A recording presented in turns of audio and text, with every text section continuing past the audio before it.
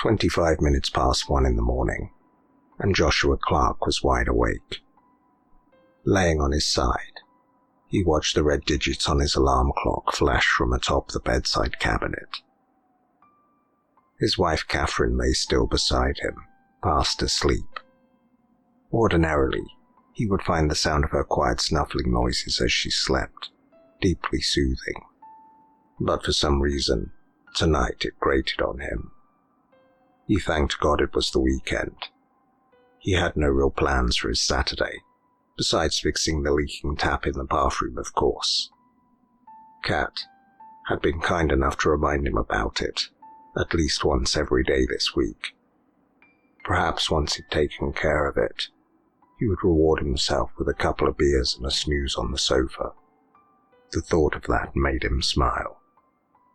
He'd have to make sure he was well rested for Sunday. He had to be on his toes for the weekend cricket fixture down at the park. In his mind, Joshua played it out, scoring over a century as the adoring spectators looked on in amazement. This was his mind's happy place. He could disappear into his imagination like this for hours at a time, but to him, it would feel as if only a few minutes had passed. Eventually, he forced himself to look once more at the clock. 28 minutes past 1. Joshua cursed under his breath. Sitting upright, he swung his legs round and placed his feet into his waiting slippers. As he stood, he felt movement on the other side of the bed, and chastised himself silently for waking his wife. He looked back at her. She was still fast asleep. Figures, he thought to himself. It would take an earthquake to disturb her.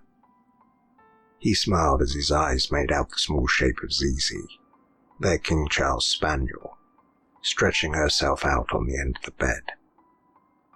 He motioned for her to follow him, as he shuffled towards his robe hanging from the bedroom door. She jumped down from the bed and trotted along beside him as he made his way downstairs. "Come on, Zizi," he said, as he fetched half a pack of cigarettes and a lighter from the hallway table. "You want to go pee?" The little dog span round in circles several times as she passed him to wait by the front door. Joshua opened the door and stepped out into the cool night air. Raising a cigarette to his lips, he lit it and savoured the sensation of that first lungful. He exhaled and watched the smoke dissipate on the cool autumn breeze. The bright light from the street lamps shone down upon the hedgerow that bordered the garden, casting deep black shadows across the grass and the front of the house. He could hear Zizi hopping around the garden like a small demented rabbit. But in the gloom, he could no longer see her. As he glared into the darkness, something down the street caught Joshua's attention. He moved over to the gate and peered down the road past the many parked cars that lined the curb. He could see a dark figure at the end of the street, lumbering along the opposite pavement with some difficulty. Bloody pisshead, he thought to himself. The days of him going out and getting hammered were pretty much behind him now. Jesus, he mumbled to himself. You're 32, Josh, not 90. He squinted, trying to focus on the figure in the distance. As they came closer, he realized why they were moving so clumsily. It was, in fact, not one person, but two. As they approached, he could more easily make them out. A relatively small man in plain trousers and an overcoat, taking the weight of what looked like a younger woman, dressed in a tight skirt, a small pale top, and a dark jacket. She was barely putting one foot in front of the other as he hurried her along. They stopped at the door of the house opposite, number 58. Josh had occasionally seen the weird little man that lived there coming and going. He'd even tried speaking to him once, but the man had simply smoothed back what was left of his greasy hair and nervously disappeared behind his front door. He watched the man as he fumbled for his keys, while still trying to support the woman on his arm. Joshua could not shift the feeling that something was very wrong here. He'd never seen his neighbour with a woman, and she looked half his age, and almost unconscious. On the other hand, he thought, just because his neighbour was weird and awkward, it didn't mean he couldn't have a partner. Was he being too judgmental? He battled silently with the conundrum, trying to convince himself to see if the girl was all right. He saw the door swing open, and the pair went in, closing it behind them. Shit, Josh cursed quietly. He went to open the gate but stopped himself. He was being paranoid. He had had to carry Kat home from the pub on more than a few occasions. Apparently, she'd even once done the same for him, although he had no recollection of it. Even so, she did like to remind him about it from time to time. Joshua finished his cigarette with a sigh and flicked the butt over the gate and onto the road. "Come on, Z," he called quietly as he opened the front door. He looked back at number 58 one last time as the dog padded past him into the house. At that moment, in the darkness of an upstairs window, a pale face caught his eye, before disappearing behind the curtains. Joshua rubbed at the light stubble on his chin, feeling more and more uneasy as he stepped inside and closed the door behind him. Catherine awoke with an almighty stretch. She looked down at Josh's side of the bed and was surprised to not see him sprawled there, snoring lightly into the pillow. Did she oversleep? She leaned across to look at the clock sat on the bedside cabinet. 16 minutes past 6. There was no way Josh would be up on a Saturday morning at this time. Gracefully she slid from the bed, took her silk robe from the door, and went to check the bathroom. The bathroom door was ajar, and the room was deserted. Her gaze lingered on the leaky bath tap that still had a trickle of water pouring from its base. She did her best to bat down her frustration. Crossing to the spare room, she pushed the door open. There he was, sitting in one of the chairs from the dining room table, staring out across the road with a pair of old binoculars. The dog was curled up at his feet, fast asleep. "Josh," she groaned. "What the fuck?" He jumped at the sound of her voice and turned to look at her. "Jeez, Cat, you scared the life out of me." His eyes were bleary and a little bloodshot, making his usually handsome features seem drawn and exhausted. "What are you doing?" she asked, stepping forwards into the room to look out of the window. Hurriedly, he waved her back. "Not too close," he blurted out. "They'll be able to see you." The confused look on Catherine's face seemed to say enough, and Josh began to recount the happenings of the previous night. "So, you've been watching this house all night?" He nodded slowly as he turned his gaze back across the road. "Have you actually seen anything suspicious?" "Well," he took a breath. "Obviously there was that weird face in the window upstairs. I've not seen that again. But it's odd. Ever since they went inside, they haven't put on any lights at all." "They probably went straight to bed, love," she said with a yawn. He frowned, turning to look back at her again. "The girl was plastered. You'd think they'd turn on a light to get her up to bed." Catherine shrugged. "Well," she started, "you saw a face in the window upstairs. Maybe that's his housemate and he didn't want to disturb them." "Have you ever seen anyone else come out of that house?" She had to admit it. She had never seen anyone, other than that weird little man, leave the property. She blinked the sleep from her large blue eyes and shrugged again. "You want a coffee?" she said, as she smiled that beautiful smile that would always melt his heart. "Oh, more than anything," he yawned. She nodded and left the room, his eyes lingering on her pert little bottom as she went. 5.5 years of marriage, and she still filled him with lustful thoughts. "You're a lucky bastard, John," he said to himself. "Yeah, and don't you forget it," Catherine called back from the landing. Joshua blushed slightly. "You weren't supposed to hear that," he called after her with a smile. He leaned back in his chair and raised the binoculars to his eyes once again. Meticulously, he scanned the outside of the building, swinging his gaze from one window to the next, and then to the front door.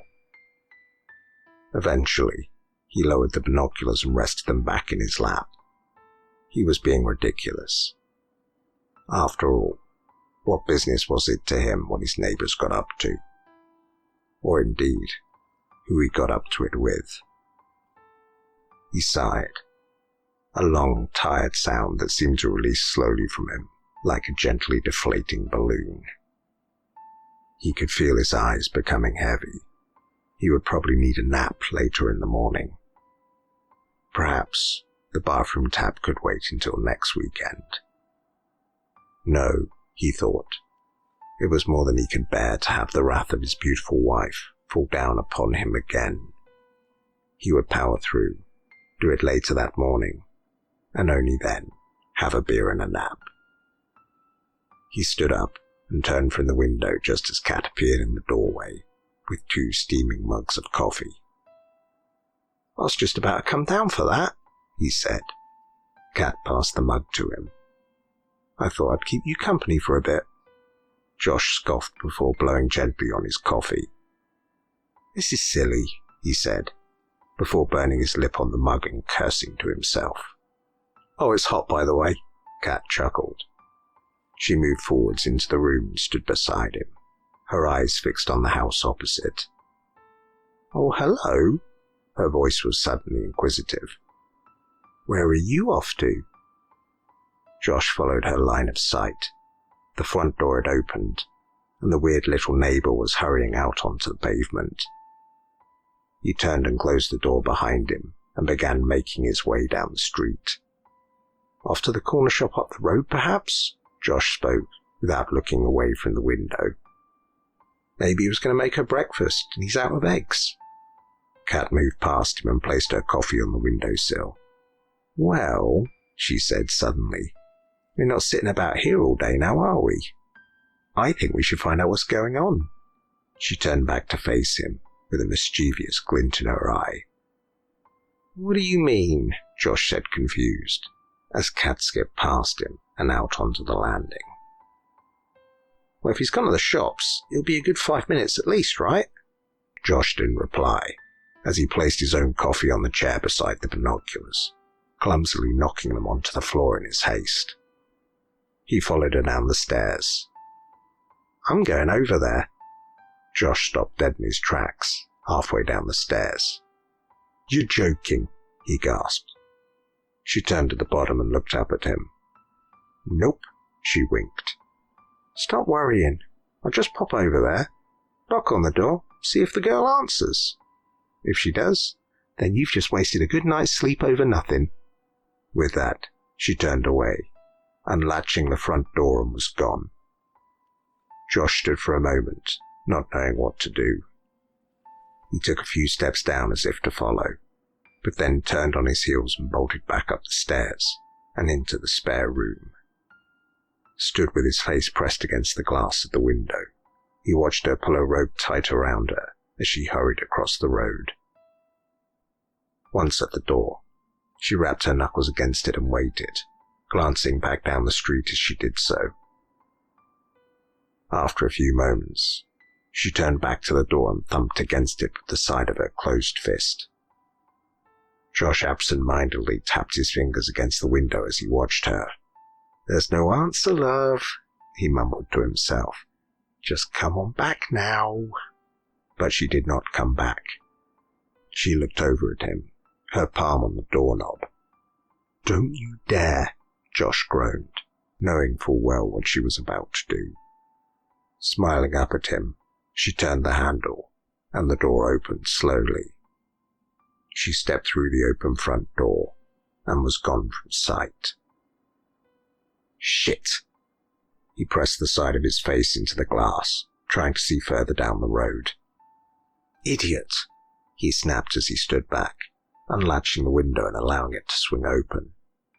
Leaning out of the window, he scanned the far end of the street for his neighbour. He could see no one. There were far too many parked cars obscuring his view. He rushed to the chair, clutched at the binoculars, and leaned back out the window. Frantically, he alternated between peering down the binoculars and glancing back at the front door. No sign of her coming out, but at least there was also no sign of the creepy neighbour. Wait. He tried to keep himself steady as he leaned further out of the window. That was him. He was making his way back down the road, scuffing his feet as he went, his eyes fixed on the pavement ahead of him. Panic had joshed like ice water being poured down his back. He had to do something. He was about to run down the stairs and out into the road, to try and stall the little man somehow, when he saw the front door open again. Kat stepped back out from the house and closed the door behind her. "Oi!" came a rather limp voice from over the road. The little man was now hurrying towards her, small plastic carrier bags bashing into his knees as they swung from his hands. Kat smiled at the man, waving a hand as he reached her. She went to speak, but the neighbour cut her off angrily, a single finger pointing at her accusingly. Josh had seen enough. He slammed the window shut, dropped the binoculars, turned, and rushed down the stairs and out the front door. He hurried through the garden gate and out onto the road. He could hear what was being said now. "It's an outrage." The man reached out and took hold of Kat's arm. "How dare you come snooping around over here?" "Hey!" came Josh's voice, a little more thunderously than he'd expected. Seeing some stranger manhandle his wife sent a tsunami of rage through him. "Take your hands off of her!" He barked the order, and the little man seemed to flinch as he released his grip and took a step backwards. Kat stepped away from him and towards her husband, nursing her upper arm as she did so. "I was just trying to explain," she began, her voice quivering, "that we'd run out of sugar." "Don't give me that," snapped the greasy-haired little man. "You were in my house." Josh felt his breath catch in his throat. "That's ridiculous," Kat argued back. "Did you actually see me come out of your house?" She crossed her arms over her chest, her face a mask of defiance. Jesus, Josh thought. She really does have balls of steel. "I looked up and there was no one there. I look away from a second and there you are with your hands all over my door." The sound of his whiny voice was starting to grate on Josh's nerves. Kat stretched out an arm to the parked car beside her. "I was coming from behind the car there, wasn't I?" It was very much a statement, not a question. "And yes, I was touching the door. I was knocking on it trying to get an answer." She was almost ferocious in her explanation. So much so that for a moment, even Josh started to believe her. "If I'd known what a horrible little man you were, I would have never bothered." She grasped Josh's hand and started towards the other side of the road. Kat said nothing until they were back inside their own home and the door was firmly shut behind them. She looked afraid. "What did you see over there?" Josh gasped. She raised a hand to her mouth and looked him straight in the eye. "There's something wrong." She seemed to shake slightly. "The smell." She wrinkled her nose at the memory of it. "I've never smelt anything so horrid in my life, Josh. And there was just—" She paused for thought, as if trying to pluck the correct words from the air. "There was a weird feeling. I can't explain it." "What about the girl?" Josh pressed her without meaning to. Kat shook her head. I didn't see anyone over there, but I only looked downstairs. I went to go upstairs, but I suddenly had this feeling. She shuddered visibly and turned to walk through the house. I need a glass of water or something, she said, as she disappeared into the kitchen at the end of the hallway. Well, what should we do? Josh called to her, rubbing at the back of his neck. Should we call the police? And say what? She called back. I broke into my neighbour's house and there was a bad smell? Josh was about to argue the point, but there came a knock on the door behind him. What now? He moaned as he turned and opened the door. What do you... was all he was able to say. Standing before him in the doorway was the little man from across the road. He raised his arms above his head, and Josh caught a metallic glint before something struck him hard. The world suddenly seemed to go fuzzy, like a thick fog was obscuring everything. He tried to speak, but either he couldn't, or he couldn't hear himself over the high-pitched ringing in his ears. He felt himself falling. He never felt his knees buckle, but he suddenly became aware that he had pitched backwards, before the back of his head cracked against the floor beneath him. He tried to speak once more, to reach out as the assailant stepped over him, closing the front door as he went. But no words escaped his lips, and he could no longer feel his arms, let alone move them. In the distance, he thought he heard his wife's voice calling out to him, but he was sure he could hear Zizi barking angrily, just for a moment. Then everything became quiet. He lay there, his mind reeling. Nothing seemed to make sense. He could taste blood in his mouth.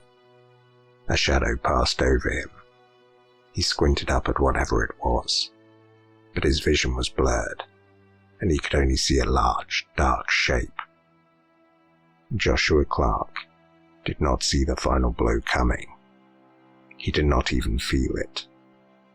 If he had been aware, he would have probably been thankful for that, as his skull violently split apart, dashing blood and brain across the floor.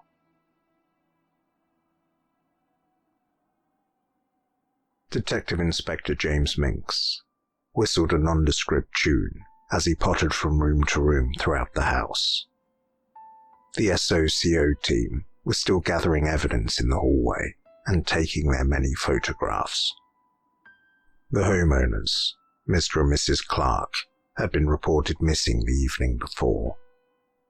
Neither of them had turned up for work that week, and neither friend nor family had seen them in some time. Uniformed officers had paid the property a visit that morning. When there had been no answer at the door, one of the officers had opened the letterbox to call inside, and that was when they'd noticed the smell. The body had been there for at least a week. It was bloated with a sickly green tinge. The lower legs and feet had turned black, as the flesh had slowly begun to decompose from within. He presumed that the corpse sprawled out in the hallway was Mr. Clark, but so far there had not been any sign of Mrs. Clark. Minx stepped into the bathroom. There was only a single toothbrush, sitting in a glass on the sink next to a leaking tap. He rubbed at his chin, feeling the stubble through the thin latex of his gloves. Bugger, he mumbled to himself. He'd forgotten to shave again. At this rate, he would end up with a full beard to match his moustache. He moved across the landing to the open doorway of the master bedroom. A few items of women's clothing lay sprawled across the floor. He opened one of the two wardrobes in the room. It was full of shirts, trousers, jackets, and the like. He opened the second wardrobe. It was barely half full. Being a happily married man himself, he figured that this was not normal. So, he thought to himself, Mrs. Clark kills her husband and runs away, never to be seen again. Wouldn't that be nice and simple? He allowed a wry smile to cross his lips as he moved out of the room and into the relatively small spare bedroom. Situated almost exactly in the middle of the floor was a simple wooden chair that matched the set downstairs in the kitchen. The detective inspector scanned the rest of the room. Upon the chair, there sat a mug of what possibly had been tea or coffee at some point. Now whatever liquid it contained had a healthy layer of mould sprouting from it. Another just like it sat on the windowsill. Discarded on the floor between the chair and the window lay a pair of binoculars. "Well, aren't you a curious thing to find?" he said, as he moved the mug from the chair and placed it upon the floor. Sitting down, he stooped forward and picked up the binoculars. He leaned back in the chair, fidgeting until it became somewhere close to comfortable, and raised the binoculars to his eyes. From where the chair was positioned, he had a perfect view of the house directly opposite. "You upstairs, Gov?" came a familiar shout from below. "Yeah," he called back, before hearing footsteps hurrying towards him. Detective Sergeant Victoria DeWitt appeared in the doorway to the room. "How'd you get on with the neighbours?" he asked, as he twisted in his seat to face her, the binoculars still pressed against his eyes. She chose to ignore his antics, as she fingered through several pages of her notebook. "Nothing of particular interest, I'm afraid. Neighbours say they generally kept to themselves, but they seemed happy enough. The old fella to the right noticed the dog hadn't barked in a while, but he just figured it had died or something." She paused for a moment. "Guess you weren't wrong on that one." They'd found the broken body of a King Charles Spaniel in the kitchen. "I suppose," Minx began, "if you can kill your husband and do a runner, killing a wee little pup isn't too much of a stretch."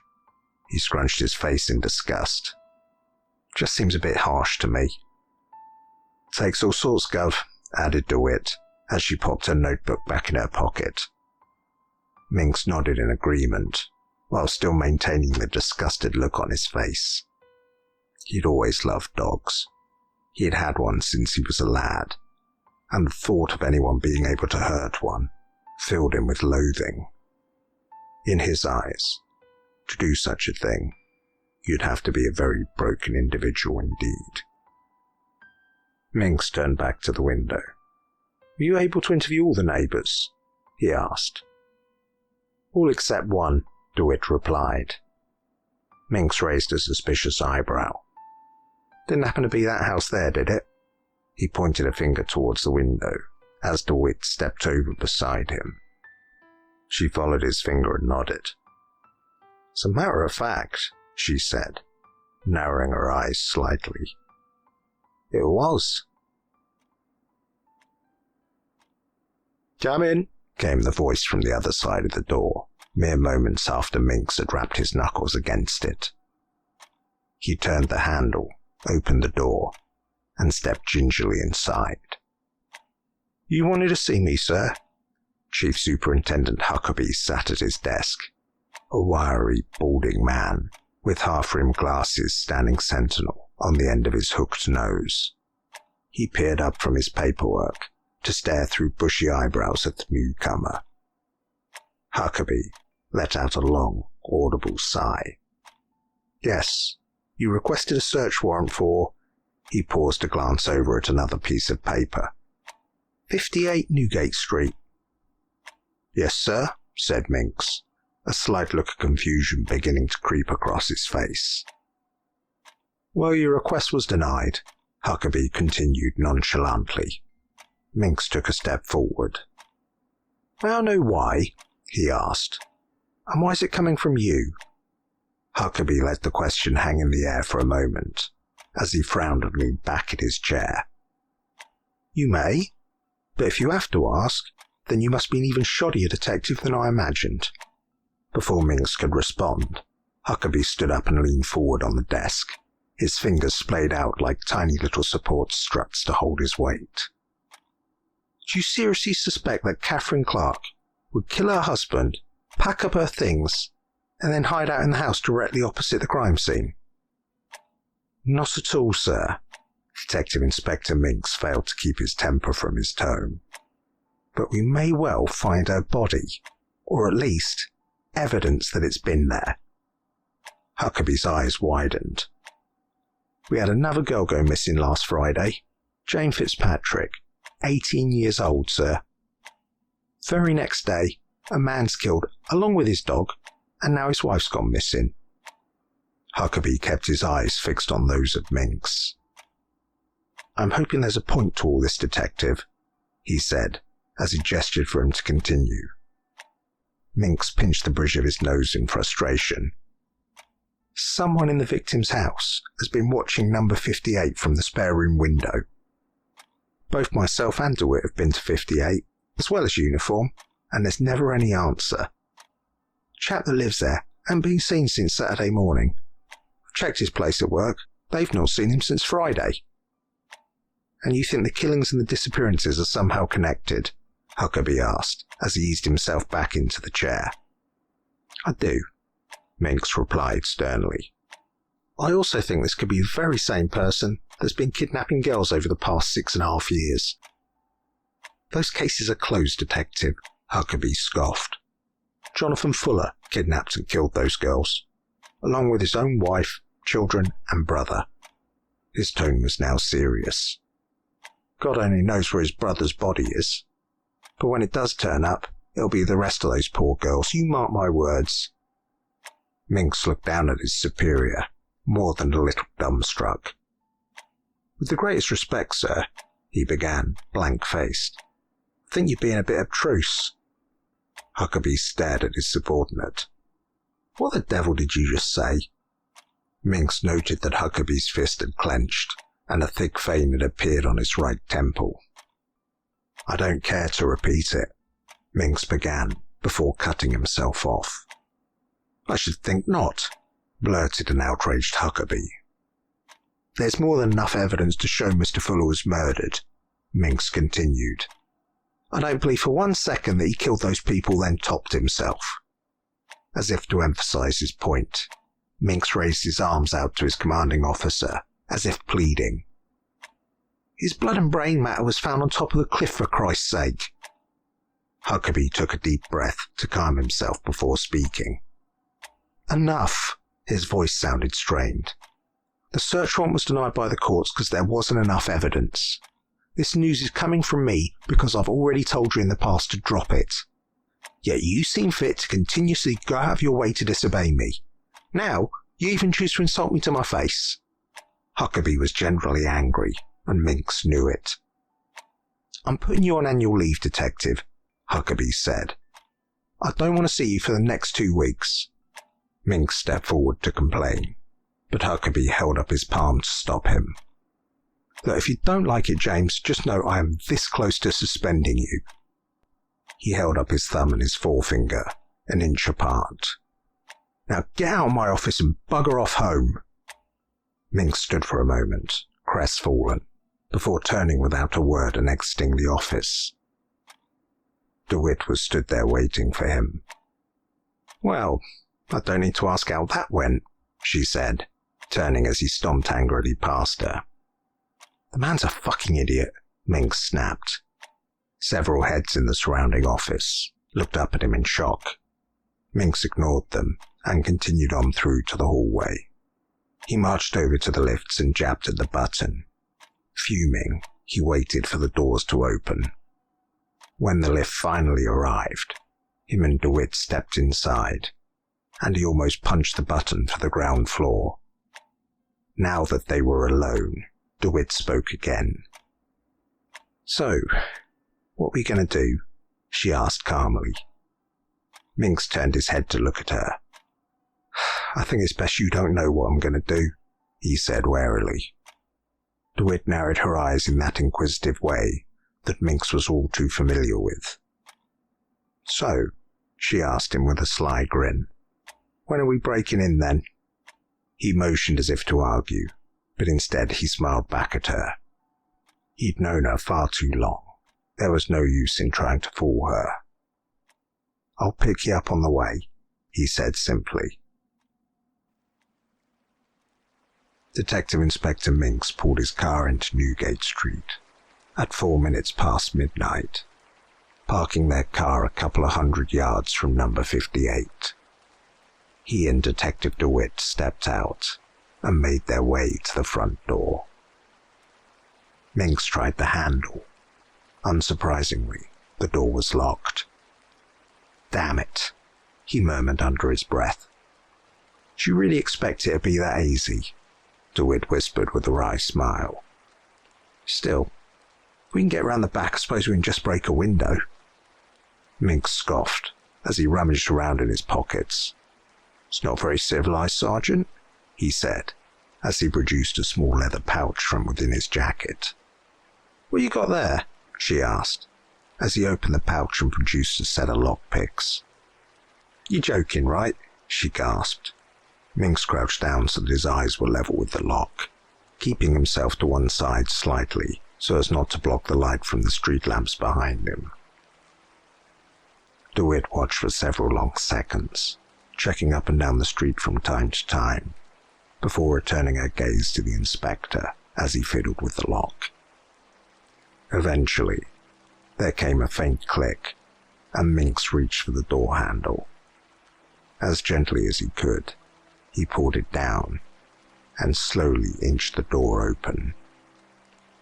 DeWitt followed him inside and eased the door closed behind them.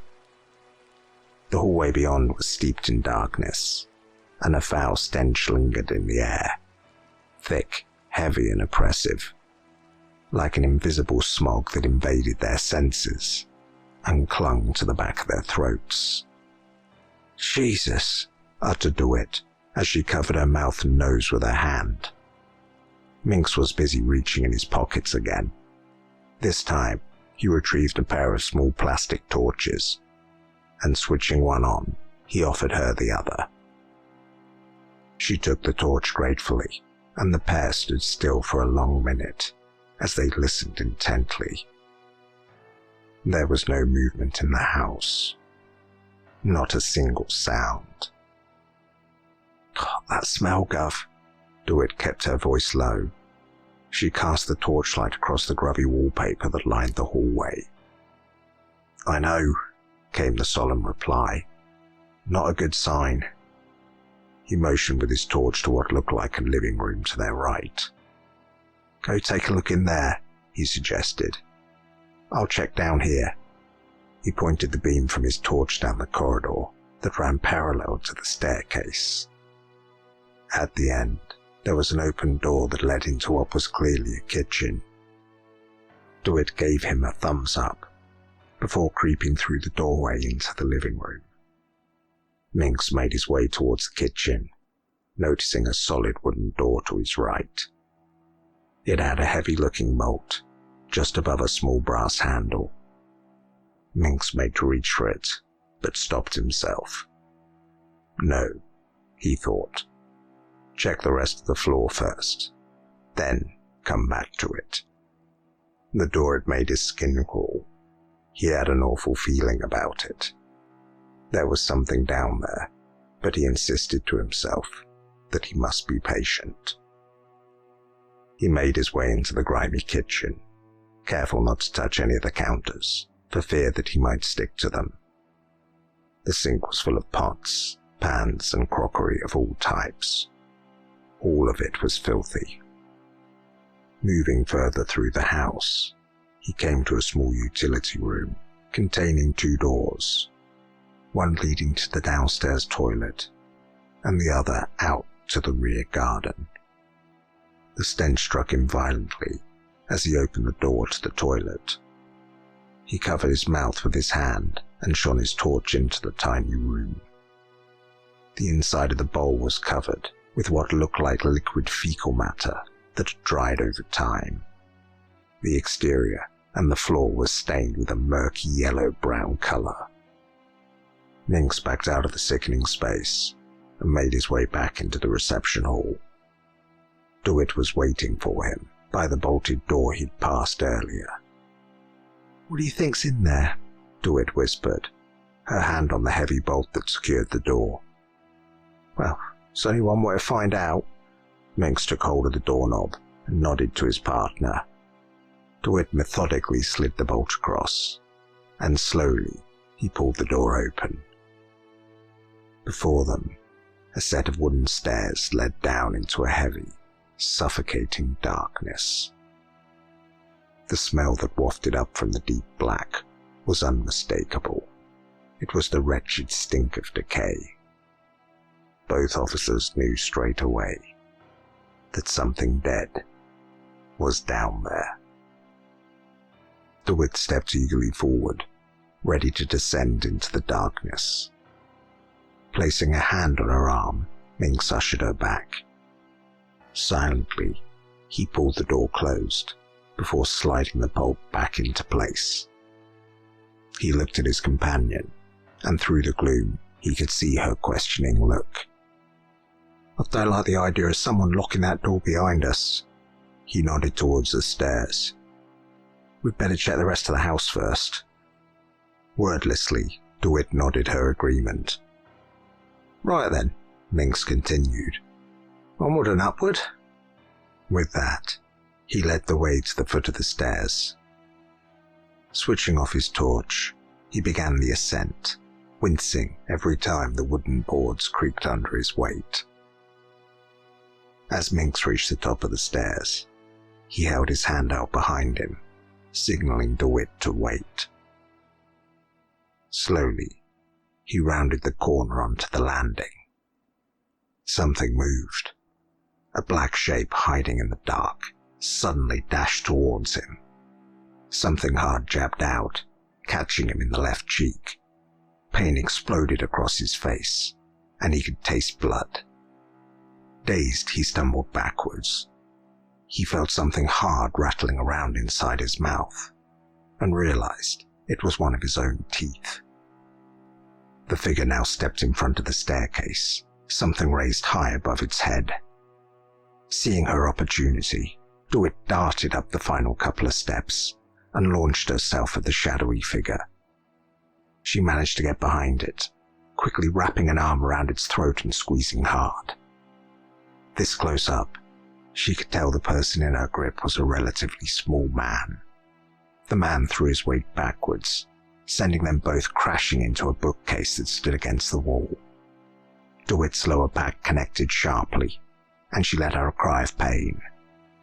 Her grip on the assailant loosened for a moment, but that was all the time he needed to break free and deliver an elbow to her face. As DeWitt stumbled and fell, Minx gathered his senses and stepped forward, spitting his tooth out as he raised his fists. He closed the distance between himself and the other man quickly, swinging a right hook connected perfectly with his jaw. The man span on the spot, before dropping to the floor with a thud. Hurriedly, Minx reached into his jacket and produced a pair of handcuffs. He fastened the man's wrists behind his back, and then went to check on DeWitt. She was barely conscious, her nose bleeding profusely, staining her blouse a crimson red. "Bastard," she mumbled, through the streaming blood that covered her mouth. "You able to stand?" Minx said, as he reached into his pocket and produced a handkerchief, which he gently held against her nose. "Yeah, I'll be okay," she replied. He helped her to her feet. Once he was sure she was steady enough, he let her go to bend down beside their now unconscious attacker. Moments later, he stood up and turned to face her. In his hands he now held a wooden cricket bat. "Cheeky bugger clocked me with this," he said in disgust. "Knocked out one of my back teeth as well." Minx stepped over the unconscious man and flicked the light switch on at the top of the stairs. The landing was bathed in dim light that left almost every corner in eerie shadow. "Let's finish looking around up here, Gov. Then Mr. Preston here can show us the cellar." DeWitt nudged the man at her feet with the toe of her shoe. Minx stooped down to take a closer look at the unconscious man. He did indeed resemble the old records they had of Colin Preston. He'd been arrested back in the early 80s for shoplifting. "Let's start down here." Minx gestured with a cricket bat to a door directly opposite the stairs, and the pair stepped towards it. A second door sat in the wall to their right, and Minx decided they would check there next as they passed it by. The first door was ever so slightly ajar. Minx eased it open with his foot and reached inside, pulling on a cord. An overhead light spluttered into life to reveal a disgusting bathroom. Directly opposite the door, there was a grimy mirrored cabinet, and as the light came on, Minx could have sworn he saw something large and dark shift behind him in the reflection. He turned quickly, almost knocking over DeWitt, who was following close behind. There was nothing there. Chewing thoughtfully, his eyes scanned the landing. "What is it?" asked DeWitt, concerned. Minx slowly shook his head and turned back to the bathroom. Dark grey stains lined the bathtub and sink, while the toilet up here, though not as bad as the one downstairs, was still soiled and vile to look upon. "He's a dirty little bastard, this one," Minx growled as he stepped into the room, and after reaching into his pocket, opened the cabinet with an old tissue. DeWitt would often wonder, was there anything he didn't have in those pockets? Inside the cabinet, Minx found an array of small glass bottles, half filled with various liquids, pills, and an untidy pile of hypodermic needles. What he did not see, however, as he inspected the various items, was DeWitt step away from him, her eyes glassy and her expression blank. Mechanically, she turned to the door they'd passed on the way to the bathroom and pushed it open. Minx looked back over his shoulder as she entered the room beyond. He called out, but she ignored him before closing the door behind her. Storming over, he wrenched at the handle, but it would not budge. He pounded against the wooden door, once more calling out her name, but there was no reply. "Come to me," sang the voice in DeWitt's head. "I'm waiting for you." She didn't notice the putrid smells surrounding her, or the dubious-looking stains that smeared the walls, illuminated by the dimly lit lamps that littered the floor.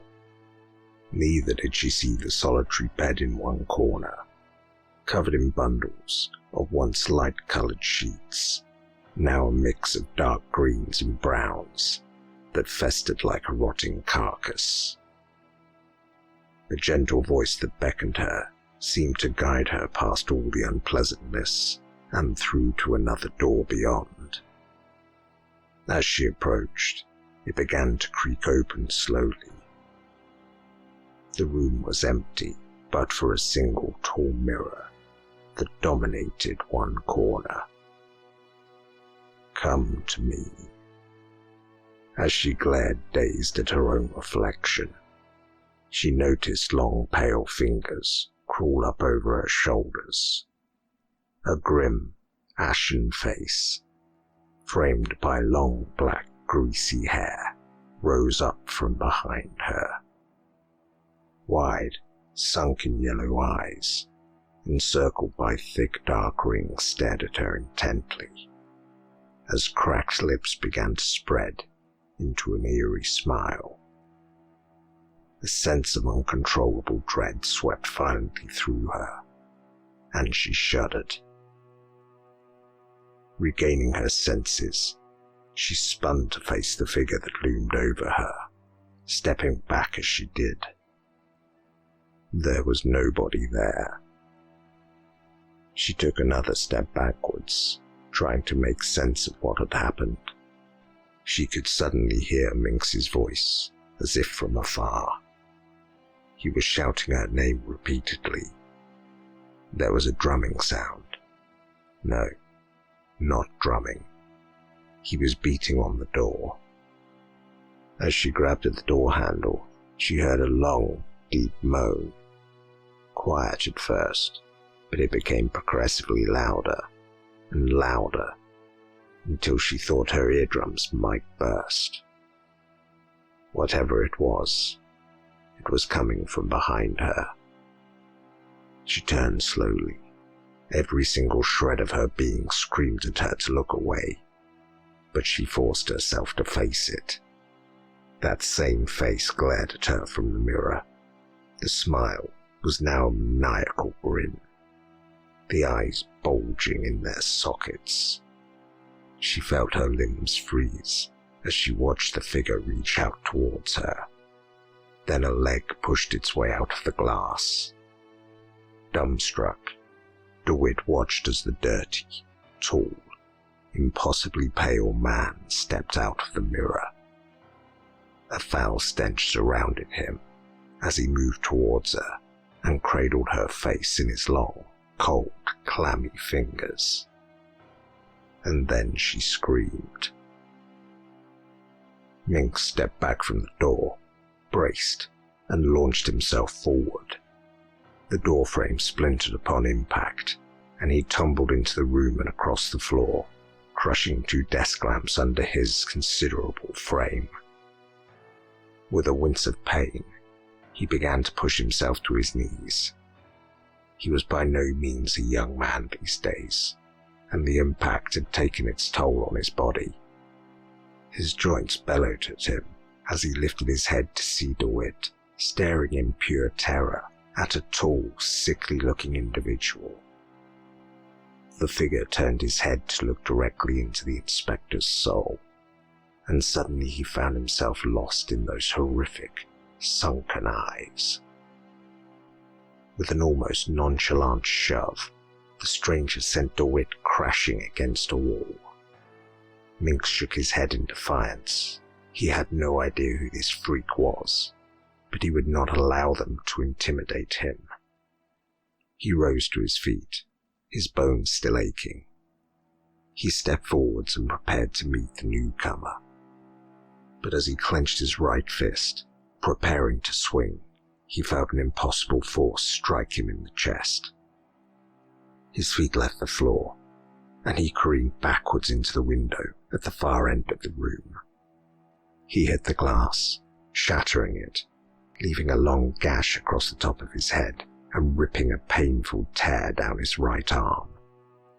He slumped down onto the disgusting mattress, blood spilling from his wounds. He looked up, his face a dark red mask, as the tall man seemed to glide over to him. He tried to muster the strength to fight, but he had nothing left. The man clasped a bony-fingered hand around his throat and lifted him from the bed as if he weighed nothing more than a child. Minx tried to speak, but he could not. Out of pure defiance, he spat a mouthful of blood onto his assailant's chest. The man looked down at the damp stain that seeped into his grimy black shirt. With his free hand, he wiped a finger against it, raising the skeletal digit to his dry, cracked lips. He placed it upon his blistered tongue. The man flicked his black, greasy hair out of his haunting eyes and smiled at his victim. As if he were nothing, he casually tossed him aside through what remained of the broken window. Minx disappeared from sight without even a scream. The only sound, the sickening thud as his body hit the ground outside. Stanley inspected his right hand closely. The intruder's blood had covered it as he'd held him by the throat. He licked at his knuckles, savoring the warm, coppery taste. Nonetheless, he was infuriated. How had Colin allowed people to enter his home again? Last time, it was not so bad.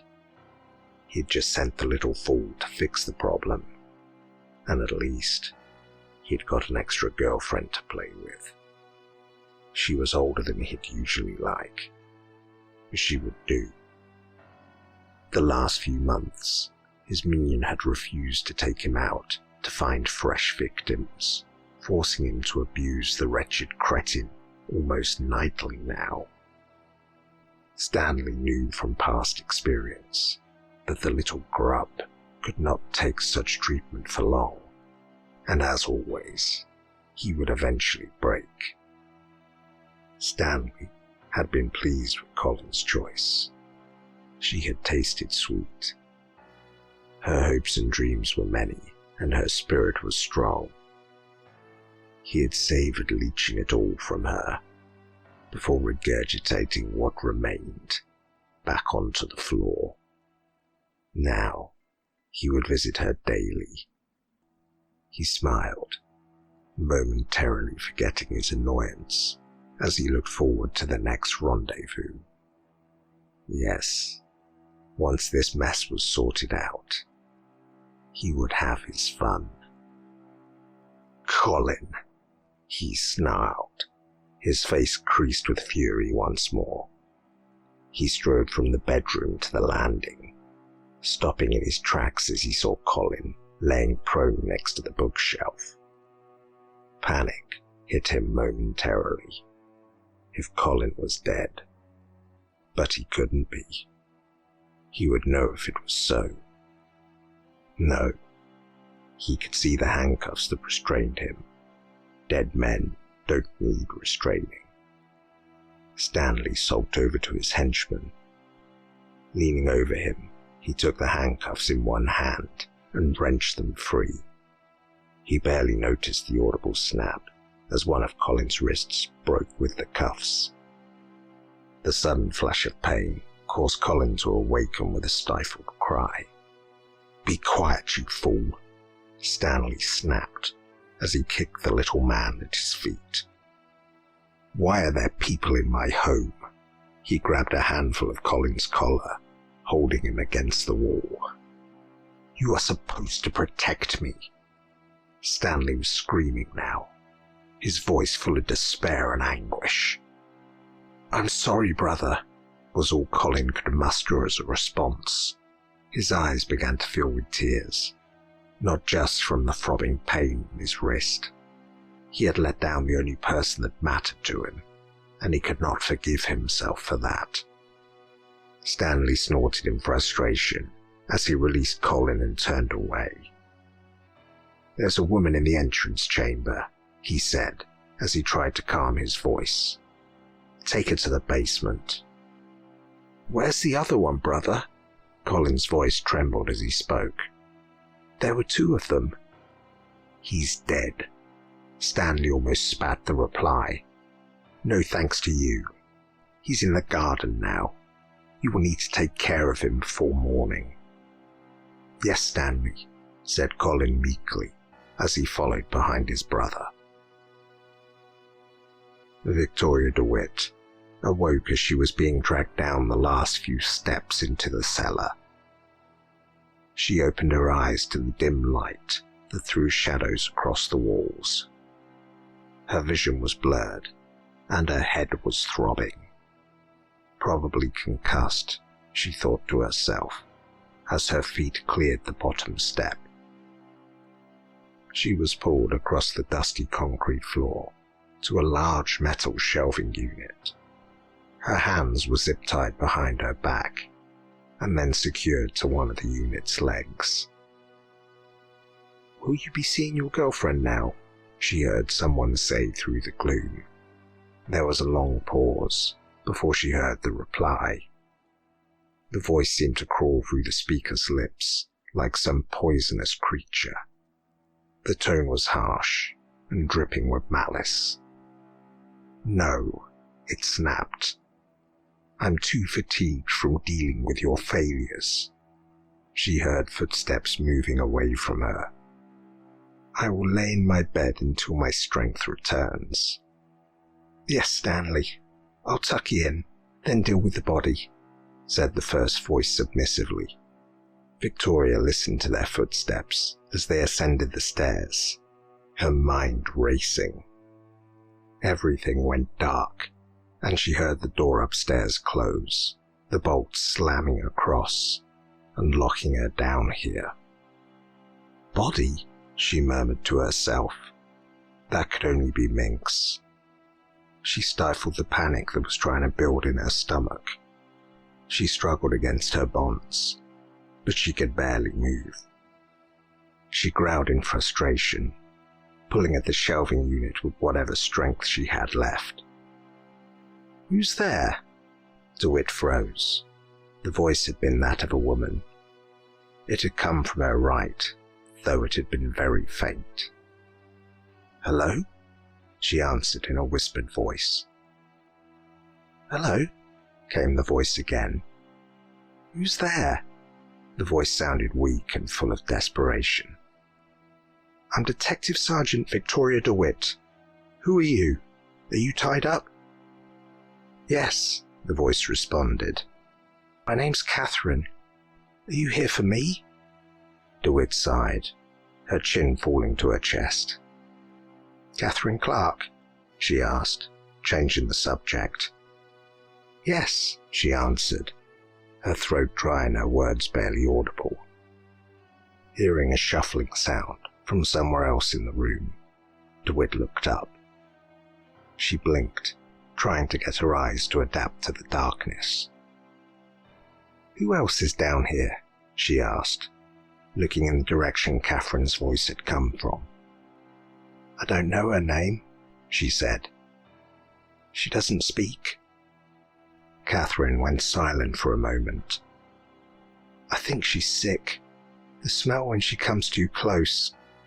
And she looks awful." Catherine shuddered. "That creepy man comes down here sometimes and—" Her sentence trailed off.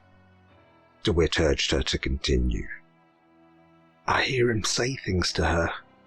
He likes to talk while he does it. He says the most horrible things." DeWitt could tell the woman was getting upset. She could hear the sobbing as she spoke. "Last time, after he was finished, he said it was my turn soon." James Minx opened his eyes. He stared up at the stars that shone brightly, a million distant lights against the great dark expanse above. He tried to take a deep breath, but the effort caused him pain. He reached out with his right arm, his hand brushing against the long, damp grass of the lawn. His fist clasped at the undergrowth, and he heaved himself onto his side.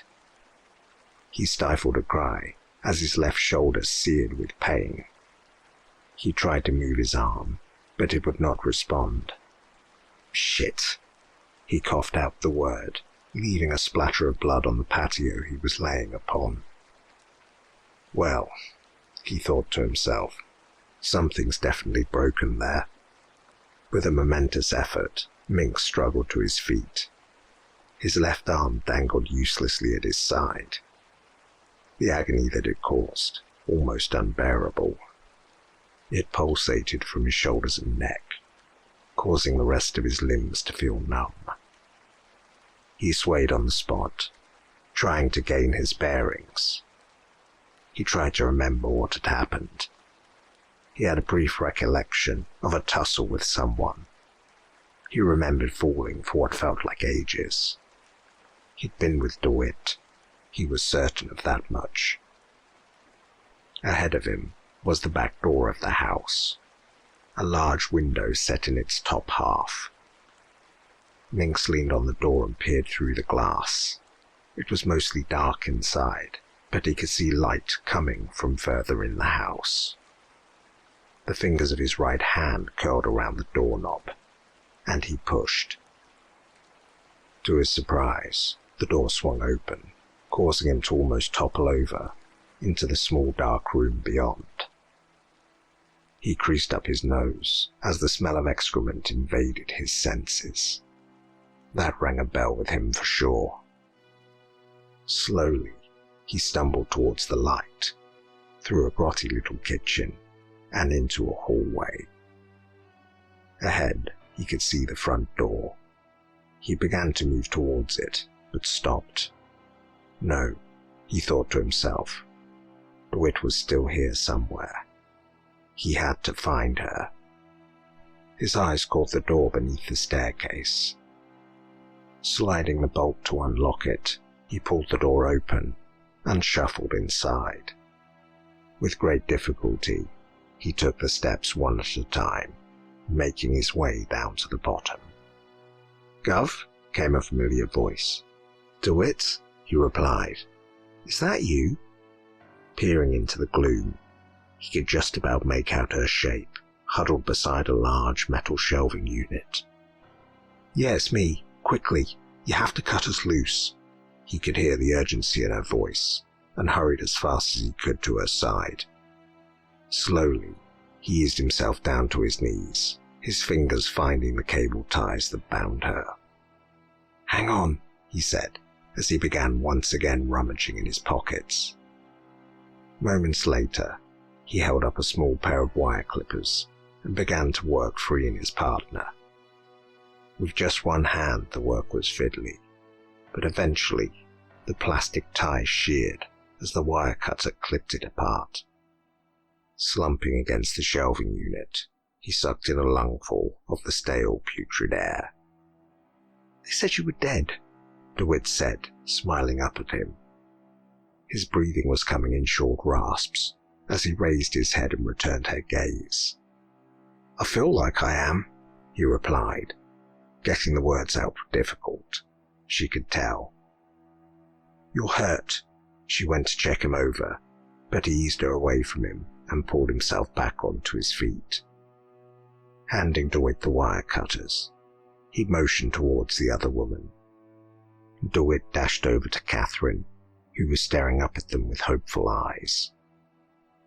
As DeWitt clipped the bonds that held the other woman in place, something moved in the corner of her eye. She lifted her head and turned to look back into the darkness behind her. A horrified gasp escaped her lips. Stumbling slowly into sight was the other girl. She was terrible to look upon. Dressed in a filthy little top that had been once a pale shade of pink, and a tight black skirt that had been wretched up around her waist. Dark, repugnant liquid coated the bare flesh of her thighs. Writhing maggots squirmed within the acrid sludge as it trickled down her legs. What was left of her grey, thinning hair was falling out of her blackened scalp. Her features were sunken and gaunt, skin green with black and red blotches. Her white cloudy eyes seeping a dark liquid that ran like tears down her cheeks. She reached out to them as she moved closer, the bloated, discolored flesh of her arm peeling from the limb and falling oozing to the floor. As if to speak, the girl opened and closed her almost toothless mouth, but no words came forth. "My God," DeWitt said, as she stood and rushed over to the wretched girl. The closer she got, the stronger the stench became. She stopped just short of touching the poor girl. "It's all right," she said. "I'm here to help." "DeWitt," Minx called over to her. She turned to see that he had constructed a sling from the rags on the shelf. "We need to get her out of here and get some backup, pronto." He motioned to Catherine before turning and starting back towards the stairs. If he was still in any discomfort, he was hiding it well. DeWitt turned back to the young girl that was now trying to grab for her arm. Instinctively, she recoiled, feeling an instant pang of guilt from doing so. "We'll be right back," she said to the girl with the most reassuring look she could manage. "I promise." DeWitt hurried over to Catherine, who was trembling against the far wall. Minx had already climbed to the open door and was beckoning for them to hurry. As the two women approached the stairs, they heard him suddenly bellow out as the door slammed shut on his hand. Wincing against the pain, he gripped the frame hard, stopping the door from closing fully. Rage began to build within his agony-stricken body. He had had enough of this. With gritted teeth, he let out a bestial roar and rammed his right shoulder into the door. It gave a little, but someone was holding it closed from the other side. Minx could feel the adrenaline that now fueled him pump through his body. Pushing from his legs, he leaned into the door further. With every effort, it began to move more and more, and then, with a sudden crash, it burst open, sending a little man that had been blocking it, hurtling across the hall. Minx strode out to the basement, to stand above him, glaring down like a predator, surveying its injured prey. He recognized the man from the records he had pulled back at the station. "Colin Preston," he said, as he tried to compose himself. He reached down, grabbing a handful of Colin's shirt collar and hauling him to his feet. "You're under arrest for the murder of Joshua Clark and the kidnapping of Catherine Clark and Jane Fitzpatrick. You do not have to say anything, but anything you do say will be—" Minx suddenly felt the wind knocked out of him. His grip on Colin released as he staggered backwards. He looked down at the handle of a kitchen knife, lodged in his chest. He dropped to his knees as Colin limped around him, to once again slam the basement door, trapping the two women downstairs. Minx heard DeWitt's voice call out as the door closed on her with an almighty crash.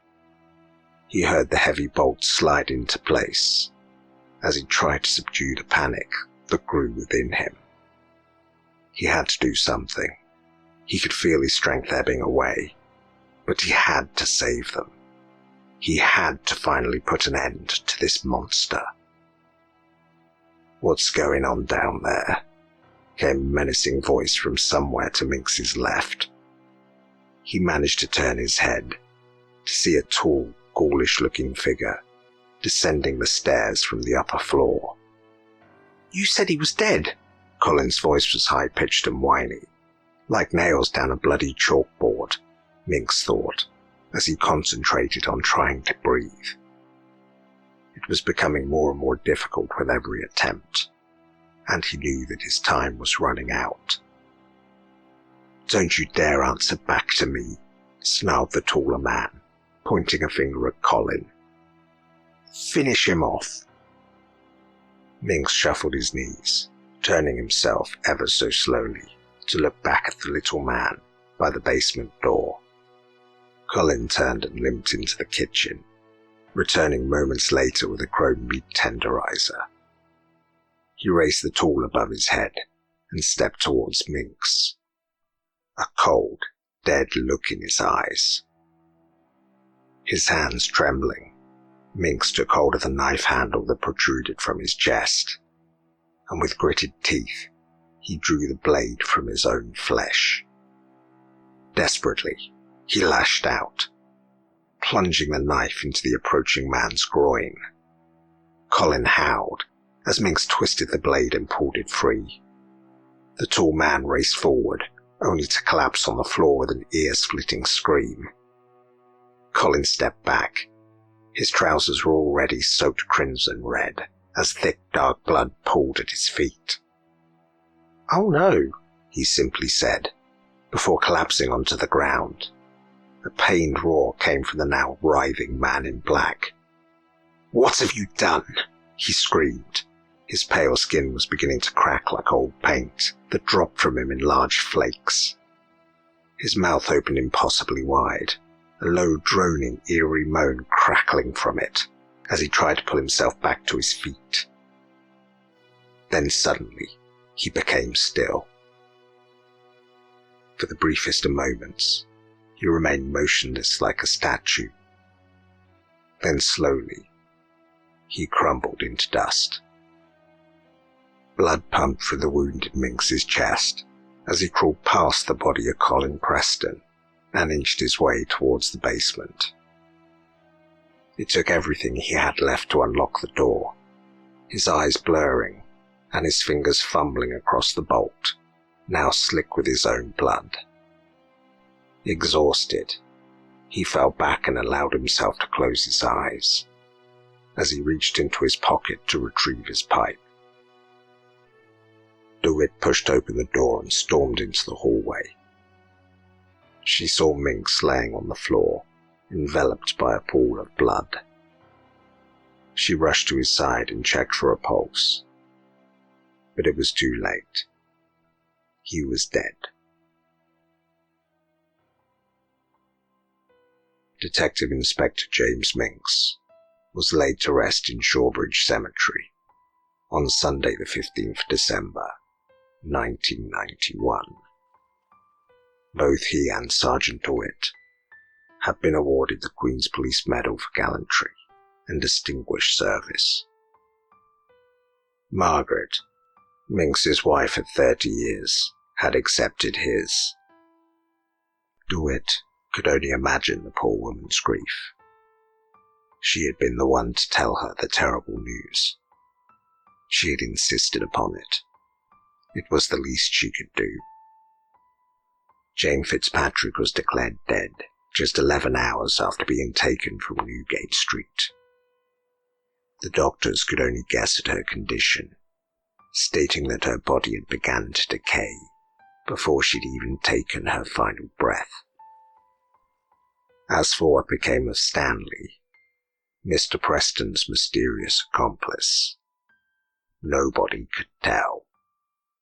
He seemed to have vanished, never to be heard of again.